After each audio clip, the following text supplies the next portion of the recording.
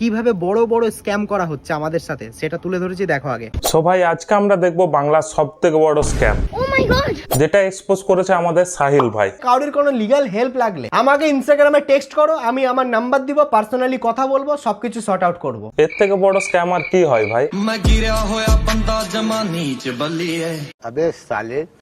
So hey guys, welcome back to another roast video of It's Sahil, or it's better to say It's Jahil. এত বড় creator হয়ে গেছে, সাধারণ criticism নিতে পারো না। সো আমাদের সাহিল ভাইয়ের সাথে হয়ে গেছে ভাই স্ক্যাম, তা আবার কোনো ছোটখাটো স্ক্যাম নয়, বড় বড় স্ক্যাম, বাংলার সবথেকে বড় স্ক্যাম। তো যারা যারা একে চেনো না, এ হচ্ছে ভাই বাংলার এক রোস্টার, যার কাছে রোস্টিং এর মানেই হচ্ছে মানুষের পার্সোনাল লাইফ নিয়ে ভুলভাল কথা বলা। এটার অপশন থাকা সত্ত্বেও তুমি তাকেই চাও, মানে তুমি তাকে ভালোবাসো। তাহলে দাদা এই লজিক অনুসারে তো তুমি ওই মেয়েটাকে কখনো ভালোই বাসোনি, কারণ তোমার লজিক অনুসারে যদি আমি মেনে চলি তাহলে তুমি কি বললে, তুমি বললে বেটার অপশন থাকা সত্ত্বেও যদি তুমি তাকেই ভালোবেসে থাকো তাহলে এটাই হচ্ছে সত্যিকারের ভালোবাসা। তার মানে তো তুমি ওই মেয়েটাকে কখনো সত্যিকারের ভালোই বাসোনি। তার মানে কি তুমি ওই মেয়েটাকে ইউজ করেছিলে নাকি? কে রে তুই? দেখো ভাই, আমি কোনো গৌরব তাপতারের সাপোর্টার নই, কিন্তু এই মাথা মোটা কাতলার হিসাবে তোমার গার্লফ্রেন্ড বা বয়ফ্রেন্ডকে তুমি যদি সোশ্যাল মিডিয়াতে দেখাও, তাহলে তোমার যাই প্রবলেম থাকুক তোমার তার সাথে কোনোদিনও ব্রেকআপ করা যাবে না। ঠিক কি তেমন ভাবে যেমন ভাবে সময়ের সাথে সাথে তোমারও পছন্দ চেঞ্জ হয়ে গেল না? মানে আগে একজনের সাথে রিলেশনে ছিলে, এখন আবার আরেকজনের সাথে বিয়ে করলে, তো সেই জন্যই জিজ্ঞাসা করলাম। তুই এসব কথাগুলো মুখ দিয়ে বলিস না পেছন দিয়ে বলিস? কারণ কথাগুলোর কোনো মাথা ছাতা নেই ভাই। ব্রেকআপের পর কি করা উচিত, কি আবার করা উচিত দাদা? এক্স এর গানে লাত মেরে নতুন একটা মেয়ে দেখে রেজিস্ট্রি করে নেওয়া উচিত। তুই কি করে অ্যাজিউম করতে পারলি যে গৌরবই মেয়েটাকে ছেড়েছে? এটাও তো হতে পারে যে মেয়েটা গৌরবকে ছেড়েছে, বা এটাও হতে পারে যে দুজনই মিউচুয়ালি দুজনে ব্রেকআপ করেছে। এ তো ভাই কোনো কেস লড়তে গেলে ডাইরেক্ট কোনো কিছু প্রুফ না করে দোষী সাব্যস্ত করে কেস জিতে গেছি করে আনন্দে নাচবে। পাবলিক প্ল্যাটফর্মে কন্টেন্ট আপলোড করেছো তো পাবলিকে তো তোমাকে নিয়ে ক্রিটিসাইজ করবেই। বড় বড় স্ক্যাম করা হচ্ছে আমাদের সাথে। বড় বড় স্ক্যাম ভাই, 2-4 কোটি টাকা তো হবেই। এমআরপি হচ্ছে 25 টাকা, তুমি 30 টাকা কেন নিচ্ছ?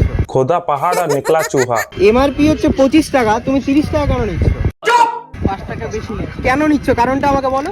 কারণটা হচ্ছে এই মাল ড্যামেজ যায় তাই। এটা আমি মানছি যে এমআরপি থেকে কোনোভাবেই বেশি টাকা নেওয়া উচিত নয়, কিন্তু ভাই তারও তো কোনো কারণ থাকতে পারে। সে যে ওই লোকেশনে ঠেলাটা লাগিয়েছে তার জন্য হয়তো তাকে কোনো এক্সট্রা করে টাকাও পে করতে হয়, সেটাও তো হতে পারে। ড্যামেজ যায় তা সেটা তুমি নেবে না? ড্যামেজ মাল তুমি ড্যামেজ মাল কেন নেবে না? আরে আমি কেন নেব না? তুমি কেন বিক্রি করবে? দোকানে যাও। এটা কি ধরনের পাগলামি? দেখ ভাই, ও কিন্তু পরিষ্কার তোকে বলেই দিয়েছিল 5 টাকা বেশি নিচ্ছে। তোর যদি না পোষাচ্ছে তুই নিতিস না। আসলে কথাটা 5 টাকা বেশি নেওয়া বা 5 টাকা কম নেওয়ার নয়, ও এই ভিডিওটাই বানিয়েছে নিজের চ্যানেলের রিচটা বাড়ানোর জন্য। ঠিক বলেছো। তোর ব্যবসা গুটিয়ে দিতে পারবো, বুঝলি? সেই ক্ষমতা আছে আমার। ও মাই গড! থানাতে ফোন করতে, এরা কিন্তু এক্ষুনি মামলা দেবো।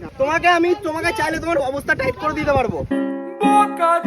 আজ এই মানুষটা একটা ছোট আইসক্রিমওয়ালা বলে তাকে ভিডিও করে ধমকি দিলি। সিনেমা হল বা রেস্টুরেন্ট গুলোতে জলের বোতলের উপরেও বেশি দাম নেই, পারবি তুই সেখানে গিয়ে এরকম ভিডিও বানিয়ে ধমকি দিতে তাদেরকে? আমি এখন পুলিশকে ফোন করছি, এক্ষুনি এসে দেখবো চিটিংবাজি ব্যবসা। আমি ওর এগেইনস্টে এক্ষুনি যা মামলা করার দরকার হয় করবো। ও মাই গড!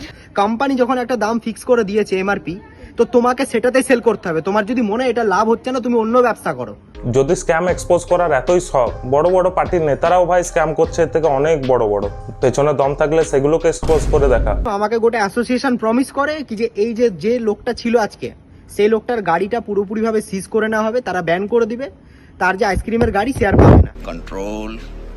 তুই এই ভিডিওটা আপলোড করে ভিউজ কামিয়ে নিলি আর ওর ব্যবসাটা বন্ধ করিয়ে দিলি। তুই কি একবারও ভেবে দেখেছিস যে এর পর ওর অবস্থাটা কি হতে পারে, ওর ফ্যামিলি ইকোনমিক কন্ডিশনটা কিরকম থাকতে পারে? আসলে প্রবলেমটা এরও না, আমাদের সিস্টেমটা এরকম ভাই, গরিবদেরকেই দাবানো হয়। তো ভিডিওটা আজকের মতো এখানেই শেষ করলাম, দেখা হচ্ছে পরের ভিডিওতে। যদি ভিডিওটা ভালো লেগে থাকে তাহলে প্লিজ লাইক, কমেন্ট আর শেয়ার করে দিও।